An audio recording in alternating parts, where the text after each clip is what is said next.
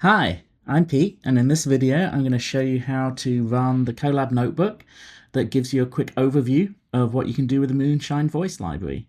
So first, open the Colab notebook, link in description and on screen.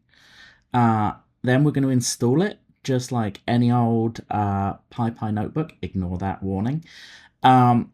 You'll see not too many dependencies. We tried to make it easy to install. And just to make sure it's installed, we're going to run one of the tests for the transcriber class.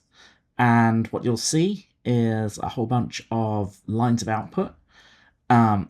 It's going to look pretty verbose, but don't worry about that too much.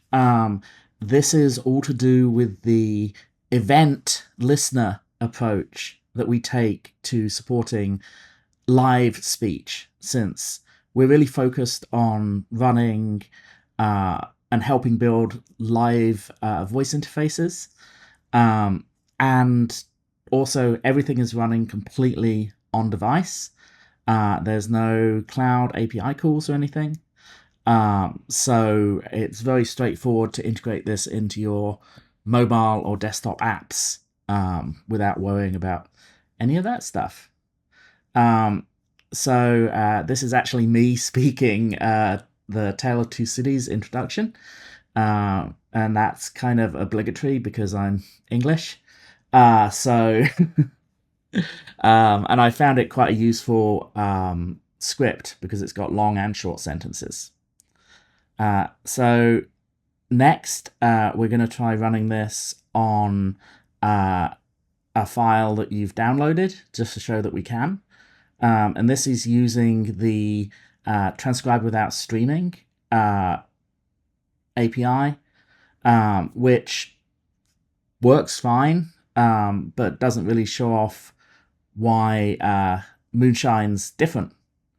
To show off why it's different, here's this example that actually uses a listener. And now, since we can't run a microphone, we're going to run chunks of audio from a file, and you'll see that that listener gets called back when text changes, lines start, lines end. And generally, we found that to be a much better way of building apps. And I talk about that a bit there. And then finally, one thing that I'm really excited about is intent recognition.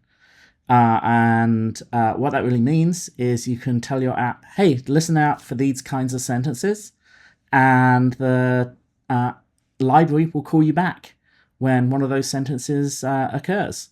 And it does semantic matching, so they don't have to be exact matches. So I hope that's given you a quick overview. Have fun.